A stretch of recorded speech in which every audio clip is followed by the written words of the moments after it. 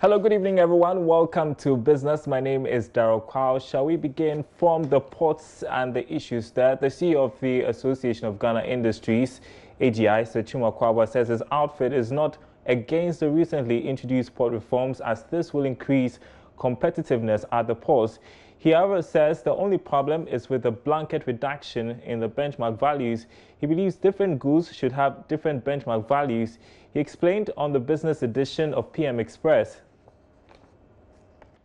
I think that we need to really think through very well, because if we're saying that we are applying 50% reduction on all goods, it's problematic, because if you even look at the CET have different tariff. And then CET meaning for the viewers and listeners, yes, please. The common external tariff, okay, which is applied by all ECOWAS countries, because we've come together as one block, and we are applying the same rates everywhere. The CET has different tariff bands.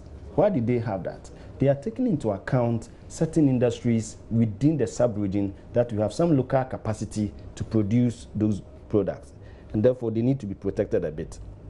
There are those that we don't have local capacity at all, and therefore if you raise the tax so much, you are only making the products expensive in your market. So they took all this into account in having the tariff bands. Okay, so if that is the case, it means the spirit behind it is that where there is a possibility to encourage local production, go ahead and encourage it. Where there is a possibility to make things cheaper for your people, go ahead and do it. But when you have a flat percentage reduction, it means you are not taking this into account. And that's where we have a problem. Much as we import a lot, and it's also the reason why we should encourage local production, because if you continue to import, then you might as well say, forget about the manufacturing. Okay, so if you reduce all these values by 50%, it is definitely going to make the imports much cheaper than local production. And the implication is that those who are producing, who are making the business of manufacturing in the country and are employing our people, they will turn into trading. And if you all become traders, you can imagine the impact on our economy. Okay? Okay.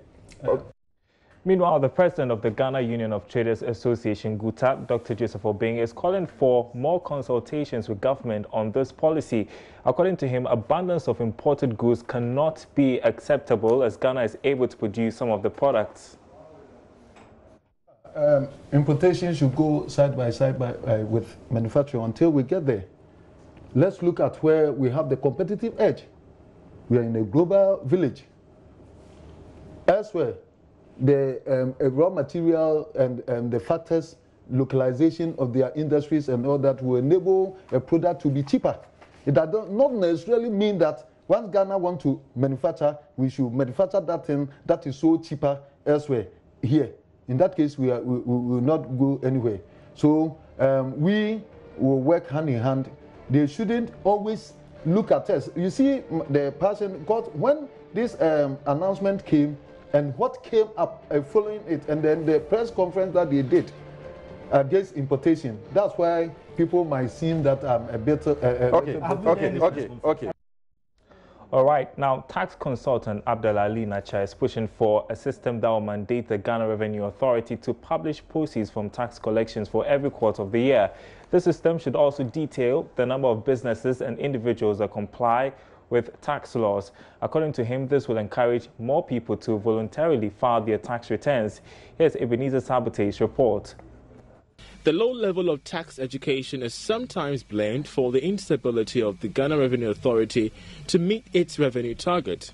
This situation has seen an improvement since the introduction of the Tax Identification Number 10, which seeks to identify all potential taxpayers in the country, although much still needs to be done. It is against this backdrop that tax consultant Ali Nachia says there should be an improved transparency at the GRA with the publishing of all tax collected and increase education for the taxpayers to understand the importance of filing taxes. And then educating the taxpayer on what you've used the revenues for.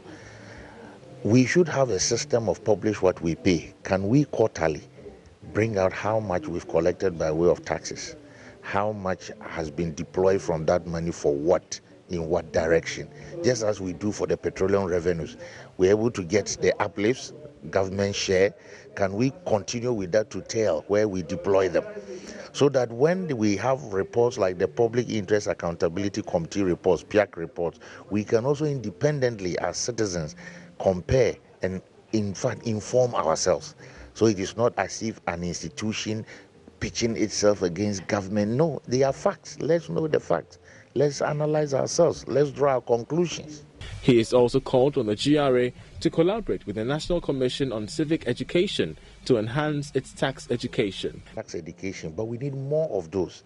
How would they be able to collaborate with an institution that, like the NCCE, National Commission on Civic Education, so it becomes a continuous information dissemination? It's not be one-off.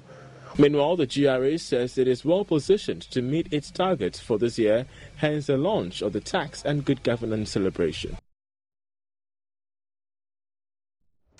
Let's take you next to the Ashanti region, where residents and businesses in Oforikrom Municipality are expected to contribute substantially to the Assembly's internally generated funds through the payment of property rates and other fees. It follows completion of first valuation of all rateable assets in the area since the creation of the municipality out of the Kumasi Metropolitan Assembly. Until now, authorities had been exploring diverse ways to raise revenue to accelerate development.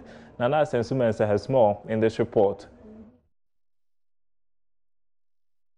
Ghana's recent fiscal challenges have seen a drop in tax revenues in the face of high budget deficit, prompting authorities to pay more attention to income and property tax. It is in this light, Oforikrom Municipal Assembly has taken the lead to value all property for easy revenue collection. William Kwabena is presiding member. We are happy to have the data because the data is going to help us in projecting next year, next 6 months, next 2 months, the amount of money we are going to get from the constituents. So we are happy, but without money we cannot do anything. And then we are paying for the data, and then we are going to use this same data in generating revenue. So it's like you give me, I give you back. So if I know the number of houses here and I'm charging 150 per each house, I know I can project that. If I have 34,000 houses in Oforikrom and then I'm charging 150, I know the amount I'm getting. So if budgetary allocations are coming, all that we need to do, roads, you are taking this huge amount, other developmental projects are taking this, and then it will help us to also know the future of Oforikrom Municipal Assembly. Meanwhile, the Assembly is considering regulation for tricycle or Aboboya riders to improve waste management. Gloria Timagambra is Municipal Chief Executive. Trying to register all the tricycle users within the municipality. In fact, we think that when we register them, we will get to know all of them. After the registration, we will train them. When we give them a training, they will know what and what they should do, what and what they shouldn't, so that it will help our even in the waste management. They are also playing a certain role, which they should do it and do it well. So that is what we are doing for the tricycle users within the municipality. Nana Asensumensa reporting. Well, up next, here's a summary of other news stories making rounds. The Ministry of Finance has announced that it is working to reduce the cost of aviation fuel and other taxes for airline companies operating in Ghana. The move is, among others, to make Ghana more competitive in the aviation industry within the sub-region. The government, Organized Labour and Ghana Employees Association signed a memorandum of understanding on social partnership to promote national consensus on development issues. The 19-member council is expected to work towards deepening and sustaining the country's macroeconomic gains for rapid economic growth. The Social Security and National Insurance Trust (SNIT) says it is ready to roll out a product next year that covers the over 30 million workers in the informal sector. SNIT says a team has been constituted to work on a product that is customized and suited to that market segment to be rolled out by end of 2020. Well, stay with us. Next hour when I come your way with business, we'll be talking about that MOU signed between government and the labor unions. It's John News Prime. Do stay.